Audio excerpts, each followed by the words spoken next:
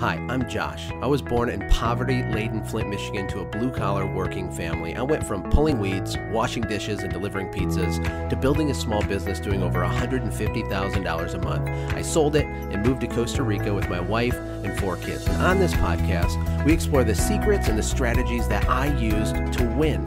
Building your business is one of the hardest things you will ever do. So let me finally help you automate, grow, and someday sell your company.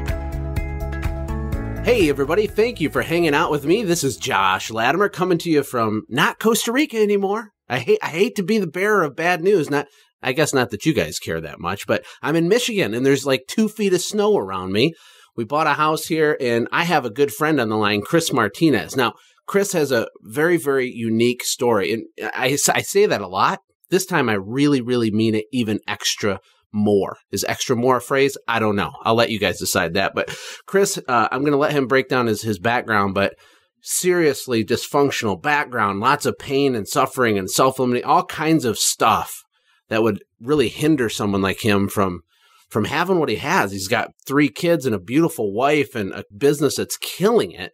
I really wanted to have him on, especially for some of the younger businesses, people that they don't do $100,000 a month yet, but they have ambitions because Chris's company is only 3 years old. It's growing like a rocket ship, possibly even too much. I'll ask Chris about that in a second. They've done over 30,000 in their biggest month already, and they're growing every month. Chris, how are you, my friend? I am doing well, Josh. Thank you so much for allowing me to be on with you, buddy. Oh man, I tracked you down and harassed you to be on with me. So it wasn't an allowing. It was like, Chris, get on my podcast. And it probably sounds weird, me like bragging about you, like, oh, he's so great and his business is doing this and this and this. But, honestly, I work with hundreds of people from all over the country, even in other countries. And your story is not particularly normal. I mean, the amount of growth you have, I know you're in a decent market down there, but what's going on? I mean, you guys are crushing it right now. Yeah, man, the only reason we are so-called crushing it is I've been able to be a really good copycat, copy guys like you. And I do not reinvent the wheel. I just do exactly what someone told me, if you want what others have, you just got to do what they do. And that's what I've done. I've saw what you've done and the Howards have done and the Chris Lamborghinis have done. And I just mimic you guys and try not to reinvent that wheel. Well, here's the dirty little secret. I didn't invent the wheel either. That's right. Right? I mean, we're all standing on the shoulders of giants. Look, not that I'm a giant or even the people I learned from are giants, but the idea is that you don't have to reinvent the wheel. But the real problem, Chris, isn't, in my experience, it's not really an information problem. Yes, they need to learn techniques. Yes, they need to understand copy and marketing and margins and some financial stuff. But the really big problem is execution of getting out there and just doing it, putting in the work. Like, it's hard. And you've obviously done that, because if you copied Chris or me or anybody, we all worked our butts off like crazy mad freaks for a long time to build what we had. I'm assuming you did the exact same thing. Is that right? That's right. Actually, and, Howard Partridge says the number one reason businesses go out of business is because of FTI, failure to implement.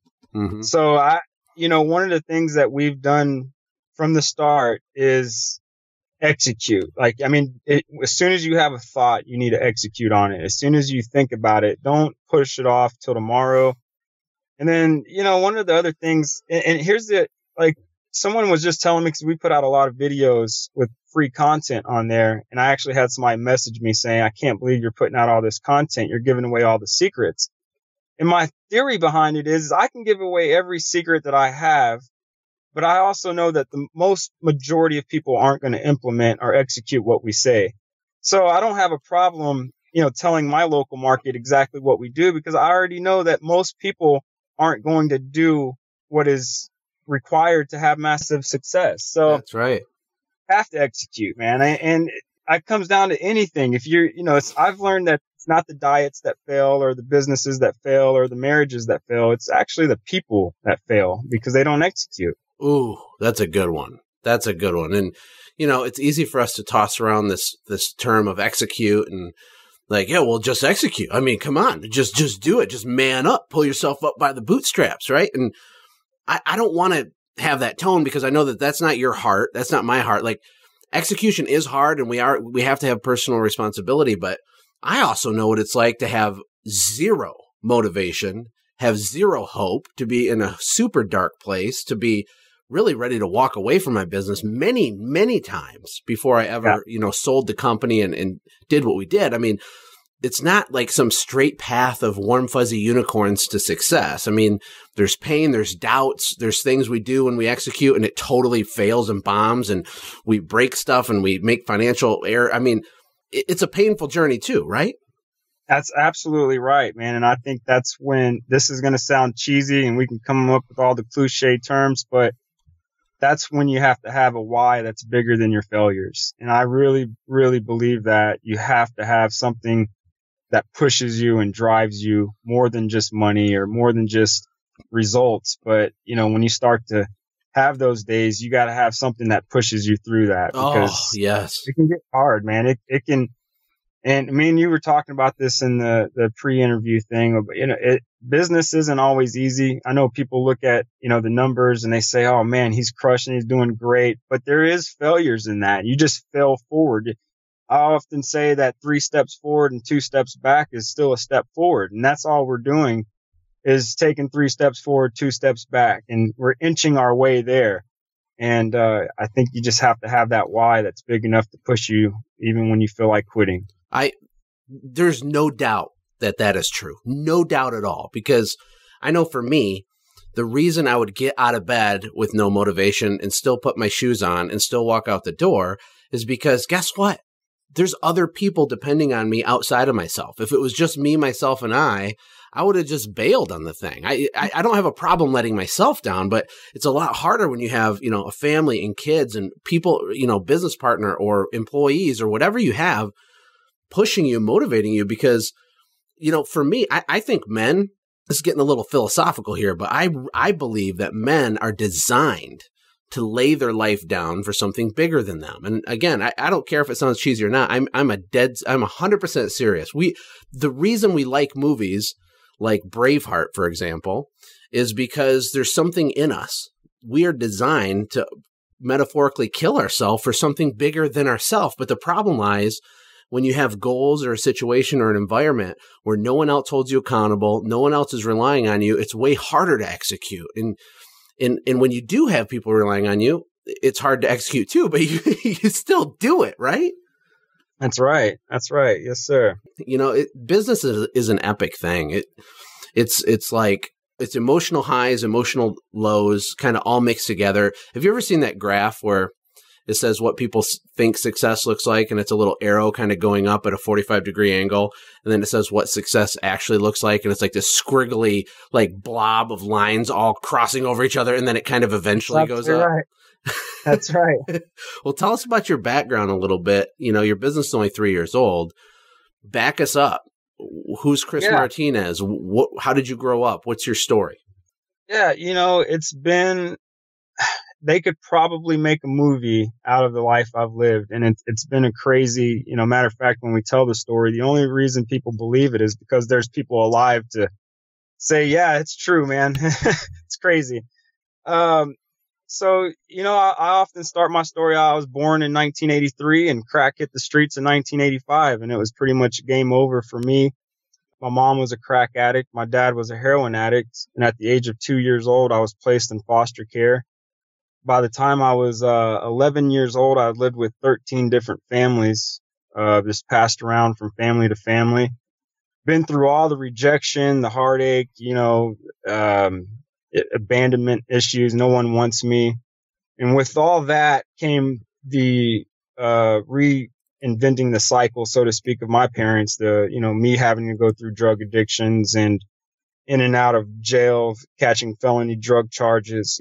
At just here in 2009, I had the SWAT team kick down my door at 4:00 in the morning, masked up men with machine guns, pointing them at my head. Get on the floor, get on the ground, and to go from all that, a broken family, poverty, just a hellish life to where we are today, man. It's just a miracle in itself. And I I believe 100% that if I can do it, then anybody out there can do it. So, it's a past of heartache, but it's a past that I would never replace with another one, because now there's a story behind it that I can tell people, like, hey, if I can get through it, you too can get through it. And the same thing with business.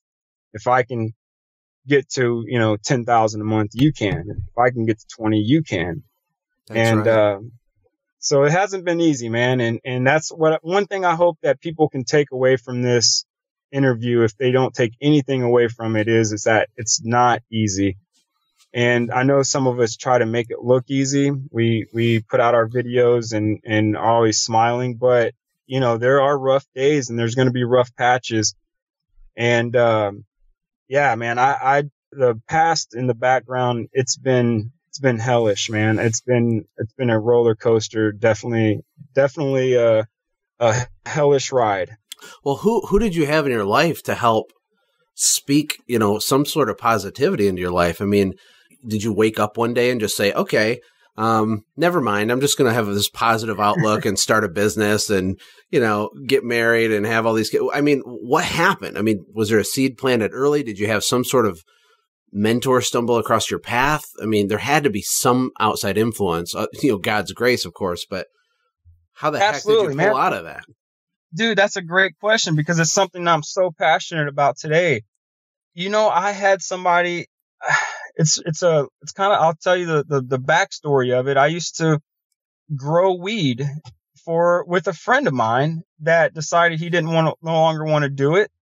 And the next time I saw him was like 6-8 months later, and he was driving an Escalade. And long story short, he was in network marketing, and I got involved with him in his network marketing company. His dad was one of the top earners in the company, and this guy comes from extreme poverty as well, was a drug addict. Matter of fact, during that time of his life, he was actually on parole for a drug charge. And this guy here, man, when I remember him and remember people talking about him, no one talked good about him. He was a scumbag, a drug addict. And when I saw him, that wasn't the same person. And I remember him taking me in. He's like, I don't care if you don't do anything with the network marketing side of it. My goal is to help you become a better person, because I know what it's like to be in your shoes. And he sat me down one day and he said, Chris, I want you to design your future. If money wasn't an issue and your past wasn't an issue, who's your wife? Not, she's pretty, but like the characteristics of her, like what color eyes does she have? And is she filled with drama or joy? And just start listing it. And what's your future house look like? Right down to the detail. How many square feet is it? What are the countertops? And I did all this stuff. And then he asked the question, who do you have to become to attract all that stuff? Who do you have to become to attract that wife? Because the person you are right now is not going to attract that girl. And it hit me, man. Like, it was one of them things, like, this is the person I went to him one day and I just started talking to him about how life sucks. And at the end of the conversation, he looked at me right in my eye and said, no, Chris, life doesn't suck. You suck.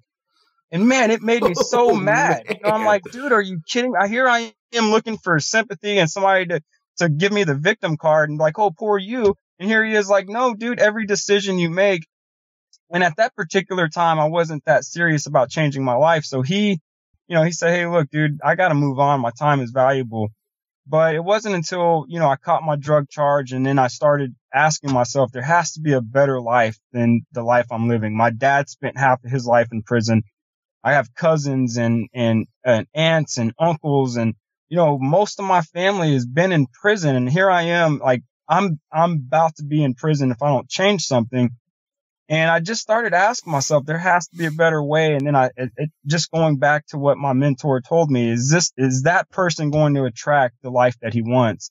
And I really had to start digging deep and say, man, is this the life I want to live? Wow. And that guy really, he doesn't even probably know it, because it took 2 years for them words to resonate in me. But he's the guy that kind of changed it all. And I had to ask myself, who do I want to become to attract the things that I want to have? And that's when it started for me. I don't even know what to say to that. I mean, that's amazing. Yeah, it's one of the biggest reasons I'm passionate about mentoring people today, because I really believe that change starts right there in your own community. Like we all get mad at the news and we all watch all that stuff on the news, and we put people down that don't believe in us or don't believe in the same things we believe in. But if we just start speaking life into people and, meeting them right where they are and lifting them up to where you are, I think, man, the world could be a better place. Our community could be a better place. And it's something I'm really passionate about because that's what people have done for me. I mean, I am not where I'm at because I got lucky. I'm where I'm at because people spoke life into me and given me a hand on the way. Wow. And, yeah. Well, it was really cool that he was so brutally honest with you. And even though you were offended at the time and mad and probably wanted to punch the guy. Yeah. It was like a truth bomb, right? You ever heard the phrase a truth bomb? Where no matter how mad you are, once it's inside you, you can't shake it because deep down you know that it's true and you know that you got to change. And as business owners, I see this a lot too. People externalize all their struggles like, well, the market where I'm in is different. And, you don't understand, my employees suck way worse than everybody else's employees. And it's impossible to find good help and blah, blah, blah, blah, blah, and on and on and on and on and on. And it's the same thing with that guy spoke to you. It's no. Your employees don't suck, you suck. Like, your market doesn't suck, you suck. Like, step one is to be honest with yourself, right? And this speaks to me. Like, I have a software company now. It's small, it's growing, but it's, parts of it are a mess. We're figuring it out. It's a totally different business model. And like, every time I get frustrated with something, I have to be honest with myself and say, no, Josh, like, you suck at this and you need to fix it. You need to educate yourself. 'Cause it's the truth.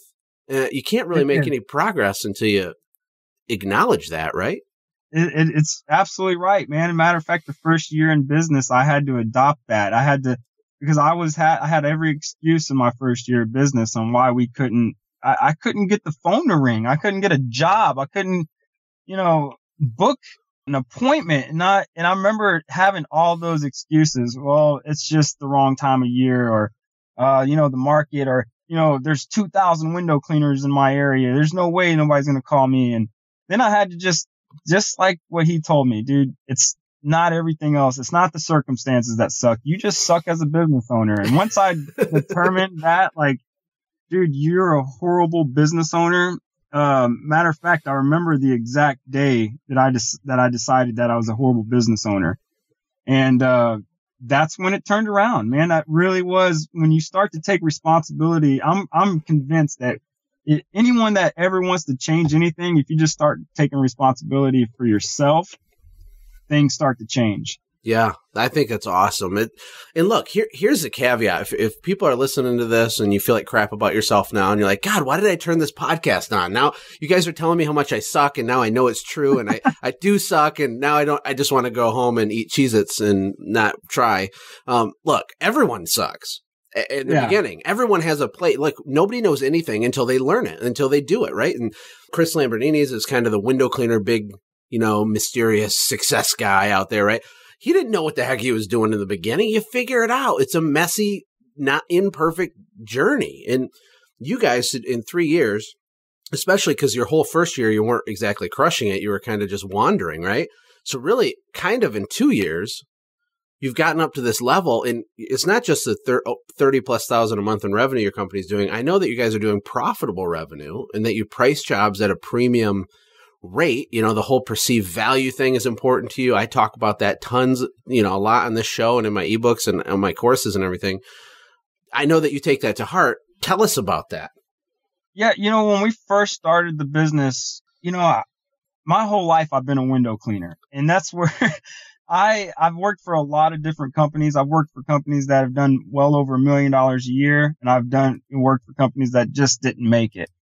And one thing that I noticed that you say it all the time, and I know you didn't come up with it. I think Michael Covey says it, but begin with the end in mind. That's right. And we started the company with the end in mind. We didn't want to have to go back to customers 2 years later and say, hey, we have to raise the prices on you because when we first got you, as a customer, we were cheap, So right from the beginning, we wanted to have that perceived value. We wanted to be a company that people, when they saw our logo, when they saw our flyers or however they heard about us, we wanted them to think, man, this company's been around for a long time. They know what they're doing. And when I call them, I know they're probably going to be more expensive than the next guy. And we stuck with that business model. And it was rocky at first because, you're the most expensive company out there with really no references, no one to back you up. But what we did have was the perceived value of it. Like, wow, I mean, these guys are great and I haven't even used them yet. We've made it to where we're the best window cleaning company without the customer even using us. Mm-hmm. And I think if you do that and really capture that perceived value, you can really get ahead on the competition and win in business. And I think a lot of people miss this opportunity because we all think about it in sales. But I think if we can take the eye off of sales and put it on marketing, it makes the sales process so much easier if you have this marketing that is like, holy cow, the perceived value on your marketing, it sells itself. So I'm a horrible salesman, but I'm great at marketing. And so the marketing sells itself, so to speak. So, well, yeah, here's what I would add too. Perceived value is so much more powerful than people realize. Most little businesses I work with, they don't realize that they're literally doing every single part of their company exactly like every single other business does it. Yeah. There's no separation. The way the voice inflection when you answer your phone is crap, just like every business's is crap. The way that you schedule an estimate is like, well, let me see, maybe could we come on Wednesday? Well, no, maybe we can do, there's no system, there's no process, there's no speed, you're not blowing people's minds ever. You're just a commodity. Yeah. And so the thing with perceived value, to get to my point, is that you can't just charge more money. You have to actually be better. You don't have to be perfect, but you have to actually be better. The perceived value isn't trickery. It's not like, hey, look at my smoke and mirrors and I'm going to charge you double. Voila, abracadabra. No, you got to be the enthusiastic guy. Your company literature has to be better. Your pricing and your packaging has to be more clear. You have to be more charismatic when you meet with them. You have to follow up better. When you do the service, you got to crush it. You got to be the man or the woman. You got to be awesome.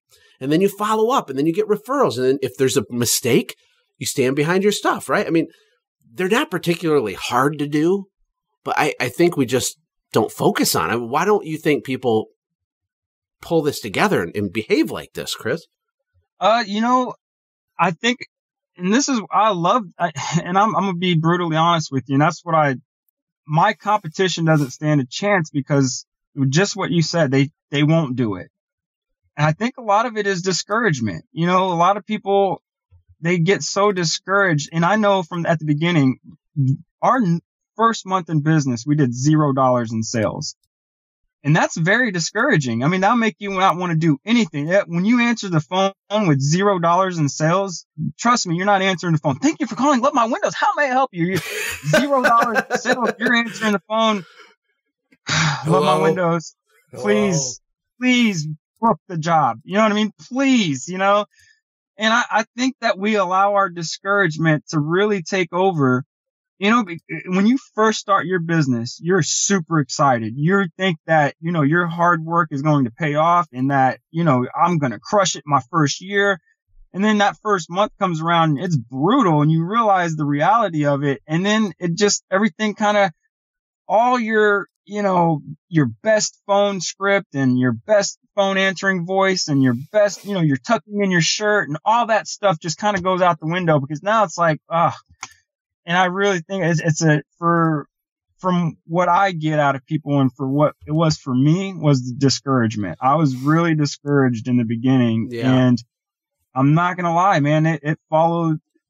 It's like a cloud. It's like a little cloud. Like, is it Linus on the Peanuts cartoon that he's always dirty and he carries his blanket and there's like a dust cloud around him? Yeah. Right. That's what it's like when you're negative and you're discouraged. People can feel it. Yeah. So, I mean, and that's what it was for us, man. Cause, we did do a lot of that in the beginning, but also it went away really quickly too, because it was like, well, what's the point if you only have one job this week? I mean, I'm going to tuck in my shirt every single day so my wife can see me at home with it, or I'm going to, you know what I mean? It follows along with everything you do.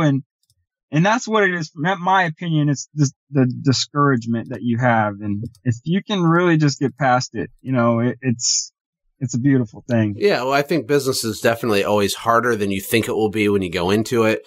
I think we all do that. You know, you get revved up for your New Year's resolution and you want to get in shape, you want to get fit. You have all these visions of grandeur. You know, you see yourself with the six pack and you're ripped and you're perfectly toned. But, you know, you got to put in the work, and it's always way harder than you thought. The progress is so much slower than you thought. And that goes back again to what we talked about before, which is having a really powerful why, having a vision for your life that's bigger than just your company and the service you provide, having a vision for your life that's outside of yourself. Look, our business, it's not who we are. It's just what we do, right? Like if your business, and this will transition good into my next thing I wanted to ask you about, which was when you started, you had this goal, this vision to make, $600 a day. That was like your dream life for your business. If you could ever achieve that, that would be amazing. Now you're well beyond that. And, but all your hopes and dreams aren't true. Your life isn't perfect. Explain what that's like to set a goal, exceed the goal, and still have a little bit of discontentment and not kind of know what's next. I think a lot of people could relate to that. Yeah.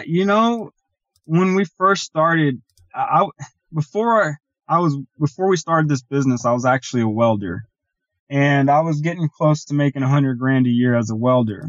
And my first year in business, I did personally $25,000 that year. And that was a big, huge pay cut. And I remember sitting there and me and my wife talking about, if we can just get to $600 a day, that's $3,000 a week. That's $12,000 a month. I mean, we've made it, and today, if we did $600 a day today, we would go out of business pretty quick.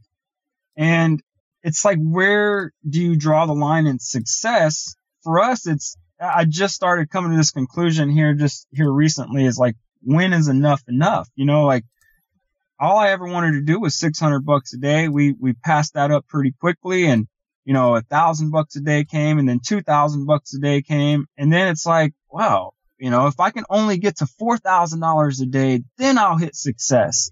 And I don't, it's like, you'll never hit success with that attitude. And that's where we are right now. It's because, like, well, Chris, and you know what, Josh, you told me this a long time ago. I don't know if you ever remember telling me this, but we were having a conversation. And I remember saying something like, dude, I'm not happy because it's never going to be enough. And you said, Chris, if you never make another dollar in your life, you're already successful. Just, from the family you have, the business you have. And I remember you saying that. And I think you really have to be content with where you are. It's hard to do this as an entrepreneur, being content with where you are, because all you want to do is grow and grow and grow. And particularly for me, I've had this pride issue this last year with the growth. Like, you know what? I want to be the fastest growing company to hit $1 million. Then I'll be happy. But really, are you going to be happy with that? Or are you going to just put another number up there? Like, okay, now I need to hit 100 million in the first 10 years. You know what I mean? So that's right. I think that there's a fine line in being an entrepreneur, with being content, with being happy where you are, and then also having an end result, because goals are elastic. Goals, you can change them at any given time.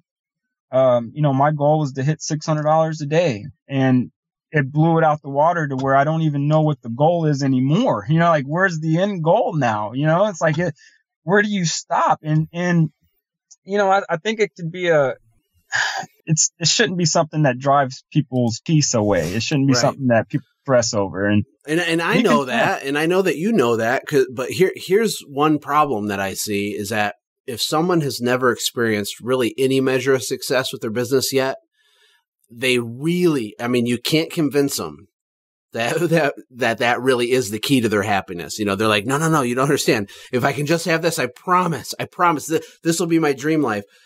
But it's not true, but they don't know that it's not true. It's almost like a don't touch a hot stove to your kid. Like, don't touch it. It's going to burn you. Getting burned sucks. You don't want that, right? And then they don't listen. They touch it. Then they finally understand. And so part of what we're talking about, honestly, comes with experience. Setting a goal that you never thought was possible, exceeding it by a lot, and then realizing, wow, like, I'm not happier. I'm not a better husband because that goal's accomplished. I'm not a better father. I'm not anything. I'm just a person, and it's just dollars on a spreadsheet. It doesn't do anything for me. I remember the first time I ever made $10,000 a month was before I started my company, and I was a mortgage banker, and I was really good at it. I did very well. I hated it, literally, but I was good at it. And, the direct deposit came in. I was like 20 years old or something, or 21, maybe 22. And it just did nothing for me, right? So I kind of got a taste then. But with my company, I went through the same thing that you're describing right now. And the bottom line is, to everybody listening, the size of your business will not determine your happiness, your contentness, how good of a father you're. Like, there's so many more important things than hitting the next number on a spreadsheet. And one of the things I want to focus on in 2017 with my boot camp is having more accountability groups so people do execute, but also not just focusing on numbers all the time. Like, the growth of your business is important, but having time for yourself, like having time to do what really matters and be a better father and all that. I'm really passionate about that. I want to give the people in the boot camp the opportunity to work on those goals too. I mean, I think it's powerful, right?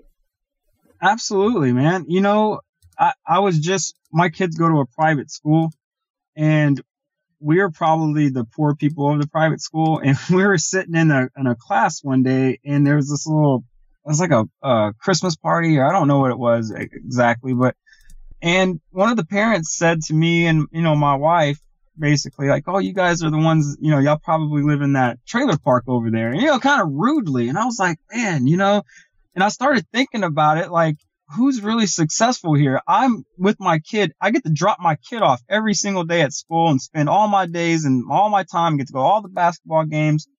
But yet your kid, the father's always gone. You guys are millionaires, but he's gone. He's never at any game. He's never at any event. He never gets to, have family time. And I really started thinking about who's more successful here. I get to have time freedom, and you get to have no time freedom. Yes, you have, financial freedom. I don't know if that's true or not, but you have all the money in the world, and yet who's more successful? And I really started thinking about that. Like, man, you know what? It's not it. And this is a hard thing to say to entrepreneurs. It's not always about money, because money, I've learned here that money is the easiest part of it all. Money comes and goes. I can lose $100,000 and make it back, but I can't lose 5 minutes and make that back, especially with your kids and with your family. So yeah, man, absolutely. I think that the goal for me is not to make so much money that I'm stupid with it. The goal is to make so much money that I can spend as much time with my family as possible. So now, instead of like relaying everything in money, like I'll like do that with time. You know what I mean? Like, I want to make 20 more hours this week with my kids. You know what I mean? Does that make sense? Yeah.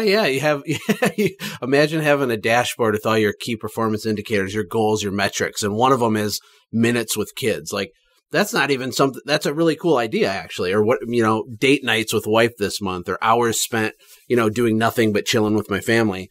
That is really what it's all about. At least that's what we say it's about. I think another side of it is that we get caught up and we believe our own lie, and we think we're really awesome. And so we become obsessed and addicted to work. And then when the wife's like, you don't love me, you never come home. Why don't you understand the sacrifices I make for this family? How dare you violate my masculinity? It's so funny. I've done that, by the way, like 183 times, but it's fake. It's not true. What the truth is, well, I'm kind of obsessed with my own success right now. I think I'm pretty awesome. And so I decided to neglect you and reinvest my time heavier into my business so I can feel even more awesome about myself. That's the ugly truth, but we do that. It is, man. It is. And it's something that I've had to deal with here in this last year. I went from being an employee, for window cleaners and, then weld shops, to being a business owner. Here's one thing I want to say. It never sacrifice integrity for growth. And even in your family, don't sacrifice the, integrity of your family to grow your business. Someone told, I was actually having a conversation with an entrepreneur, another window cleaner from Austin here, probably 2-3 months ago. And he said some stuff, man, that I couldn't agree with him on. And you hear this all the time. I actually made a live video about it. And he was saying, I'm willing to sacrifice everything for my success. He's like, I missed my 3-year-old's birthday party this weekend, so I could go do estimates. And I'm like, whoa, wait, you didn't even do the job. You just went and you missed the birthday party. And to me, that really messes with me, because to be an entrepreneur, like the whole reason I stopped welding and working 80 hours a week is so I could go to my kid's birthday party. And here you want me to sacrifice that to make more money. And I'm all about sacrifices, man. I don't want anybody to think like, oh man, he doesn't, he just thinks it's going to come easy. No way, dude. I'm all about the sacrifice, but I won't sacrifice my family or my time with my kids for growth. How would you like to hang out with me for a whole week? I'm talking every single day for 7 days. Well, you can. You need to join my 7-day challenge. It's completely free. It's a ton of fun. Every single day, you get a special message with a short video from me firing you up to get rocking and kick your butt into gear for your business. Just send a text message, 7-day, to 44222. You got to spell it out, SEVENDAY. Text it to 44222, or you can find a link at automategrowsell.com. Well, I'll tell you, Chris, to be in the spirit of full transparency, I totally have done that, and have done it recently. I mean, really, I have. And it's not what I want, but, I keep doing it, and it's not an easy thing. And, I think the lie that we tell ourselves is, it's impossible. I have no choice. I have to do this. Yeah. You don't understand. But it's really not true, because we can do whatever we want, but we're deciding to do it, and maybe it's fear-based, fear of, your business falling apart or whatever, but who knows? But I mean, just to be honest and real with people, it's hard. I have a bunch of projects going. I work a gajillion hours sometimes. After I sold my business, I got really bored really fast. I honestly did. And I took a lot of other things on. I'm doing all this stuff. And, I also think sometimes there's seasons in your life where you're just going crazy. The trick is to not get stuck there forever and to have good communication with your family. I have a really supportive wife, but I don't want to take advantage of that and be stupid with it either. But anyway, this is great. I mean, our whole conversation has been good, and I know I want to wrap it up here shortly. But before we do that, I'd hate to do a whole podcast with you and not talk about any practical service business stuff. Like, I want to get a couple nuggets from you. Because I know you're a big marketing guy. You're selling package. You understand the power of selling packages. I'm huge about teaching people that too, because it works. And also you have some like monthly recurring revenue stuff going, and break down some of those things on how you're having success, what your process is like, where is the hot part of your business right now, and how is it happening? Yeah. One thing that we do not have a huge business. I know some people think that we have like 4 trucks on the road and, we have all these employees. We've been able to do what we've done with just 2 or 3 employees. And a lot of that is our package deals. And we put out a lot of Facebook Lives on these package deals, but what we've done, and we've actually, increased our average ticket price from about $350 to about $750. So more than doubled our average ticket price by adding these package deals. So what we'll do is we've like increased our window cleaning price. I mean, $14 a window for a basic window cleaning. And if you really want a good deal on window cleaning, then you need to go ahead and get your roof cleaned and your house power washed and your driveway done. So instead of us coming out there just to do your windows, we now go out there and do everything on a home. So instead of one home being $350, one home now is $1,000. So we stopped working off of volume. I'll give you an example. We did like $14,000 in 1 week with only 10 jobs. And boom, that's crazy. Yeah. Only 2 or 3 or 4 of you running around? Yeah. So, 11 jobs. Like when I looked on the schedule that week, and I'm like, I told my wife, because my wife does the phones and stuff, and like, do we only have 11 jobs this week? And she's like, yeah, but did you not see the revenue we're going to pull in from those 11 jobs? And I'm like, I look at it and I'm like, oh yeah, that's pretty, it's like an average ticket price of $1,000, over $1,000. That's pretty good. And, so that's really helped increase our average ticket price. And then, the monthly thing, we don't make, our minimum for doing windows is about $150. If you want us to come out there and clean one window, it's $150. So this monthly thing was kind of a hard thing for us to swallow, because it meant that we were going to have to lower our monthly to $65 a month. But here's what we decided to do, because I think of everything in a marketing standpoint. Like, for instance, if you have 3 homes on the same street, the ideal thing to do would be do all 3 of them on the same day. But we don't do that. We look at it a little bit differently. I want my van to be in that neighborhood 3 days in a row. I want the neighbors to be like, dang, this dude's always in my neighborhood. So we'll break that 3 homes down into 3 separate days. That way, that's very interesting. I didn't know that. I haven't heard someone say that, but keep going. That's different. It gives the owners in that neighborhood, they don't know we're doing 3 homes in that neighborhood. They don't say, oh my gosh, they just did 3 homes in the neighborhood. But if they see us in that neighborhood 3 days in a row, you know what they're going to say? They're always in our neighborhood. And that's what I want people to, and that's why we started doing this monthly thing, is because I want people to be like, dude, and it's been working. We have neighbors come outside and like, you're always in my neighborhood. Like, no, we're only in here once a month, but you always see us in your neighborhood. So that's great. So, you know, like just this happened just a couple weeks ago. The neighbor comes out like, how often do they get their windows washed? And we're like, oh, they get, 11 windows done every single month. It's just like, well, I want my windows done too. So next thing you know, we're getting the neighbors, and we're always every month we're putting the same 5 around on the same houses. Hey, your neighbors just got their windows cleaned again. So when we started the monthly thing, it wasn't necessarily just to make a ton of money. It was all for marketing purposes. I wanted people to see my van in their neighborhood all the time.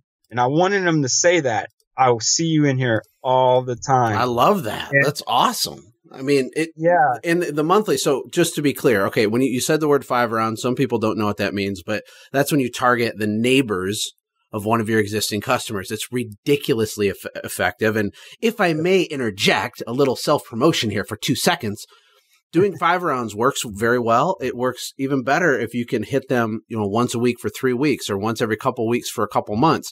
It's all about the drip, the sequence, the repetition. And just like Chris's truck going in there many times, the reason I built sendjim.com, you can go to SendJim.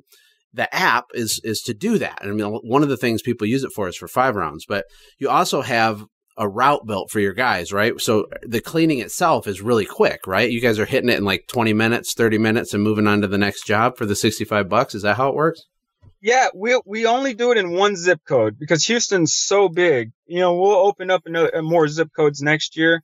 But we only do it for 1 zip code. Well, actually, maybe 2 or 3 zip codes because they're all in the same area. So we only do it in like a 20-minute. It shouldn't take somebody more than 10, 20 minutes to drive to the next job. But yeah, the jobs only take about 15, 20 minutes to do. So, I mean, nobody's really losing money. The company's not losing money. Matter of fact, we're actually making money. We're making money on top of money because what I've decided to do was that's my day to go out there and clean windows. So I do the monthlies. And that's my money, so to speak. That's kind of like my bonus. So it's pretty cool, man. You can work it in any way you want to work it. But we do 11 windows, exterior only, bottom floor only, flat windows for $65 every single month. And we've gotten so much work from these monthly jobs. And only that, the customers, I mean, it's hard to find another window cleaner when you're there every single month. Like, are you going to go with the other company? No, they're every single month. You're building relationships with them. They start to know your kid's name and you start to know their kid's name. And, how's little Johnny doing? Oh, is he better this time? And dude, it's beautiful because that's when you start to build that relationship, a person can come knock on the door and say, I'll clean the windows for free. And the homeowner will be like, no, it's okay. I love my windows. I know to do a great job. And I already built a relationship with them. Yeah, and that's the beauty about residential. I know that from personal experience. When you have a real relationship, when it goes beyond just the transaction, relationship marketing, when you do that, it's not about price anymore. It's about the relationship. They're not going to sell you down the river for $1 less per cleaning or something. And that's the battle a lot of these guys fight every day, is being a commodity. And the only thing that differentiates you from your competitor is your price. Think outside the box. Chris, it's been awesome talking to you, and hopefully it inspires some people. And also you gave some good nuggets here at the end that people can apply to their business. How can people get in touch with you if they want to connect with you? Is Facebook the best? Do you have a website? What do you think? Yeah, Facebook, you can connect with me on the Facebook. You can copycatentrepreneur.org. We are, trying to help small business owners as well. We offer your boot camp on there. Anybody that signs up with the Automate, Grow, Sell boot camp through the Copycat Entrepreneur, we actually help them one-on-one, help grow them, implement them business. I don't like to say coaching. We're more of accountability partners, keeping you accountable. We also have some other projects coming out, man, that aren't business related, that, faith, family, future, man, something that I'm very passionate about, my faith, and then also helping families grow their family values, and then helping people create a future for themselves. Oh, I love it. I love all of it. But is that website the best one to connect with kind of any of that? People can reach out if they're interested. Is it the Copycat Entrepreneur or just copycatentrepreneur.com? The copycatentrepreneur.org. The copycatentrepreneur.org. Okay. .org.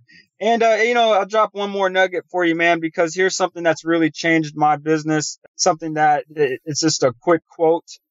Amateurs focus on the front end while professionals focus on the back end.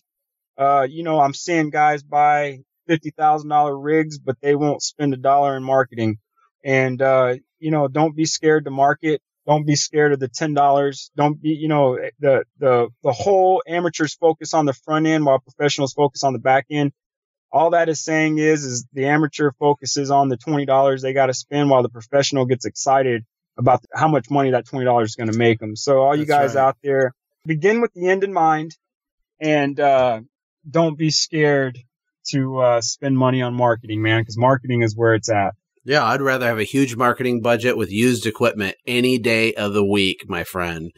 You gotta fill up the machine, and the sales are the gasoline in your fuel tank. And if your business is small and stuck, and you're scared to spend a few $100 on something, come on. Yeah. Remember what we said at the beginning? It's not your circumstance, it's you. Come on, shift your thinking. Check out Send Jim. Check out thecopycatentrepreneur.org. Chris, it's been a pleasure. You've been very generous. Josh, thank you, buddy. Thank you, man, for having me on, dude. Appreciate it. Hey, thanks for hanging out, friends. And from all of us here at the Quick Talk Podcast team, we hope you loved today's show. We hope that you were inspired to become a doer and not just a listener. Apply what you've heard today in your own business and watch things change for the better. Lastly, remember that all the money in the world can't save your soul. Seek first the kingdom of God, my friends. We'll see you next time. For more information about the Quick Talk Podcast or Joshua's other businesses, visit our website, quicktalkpodcast.com. Have a blessed day.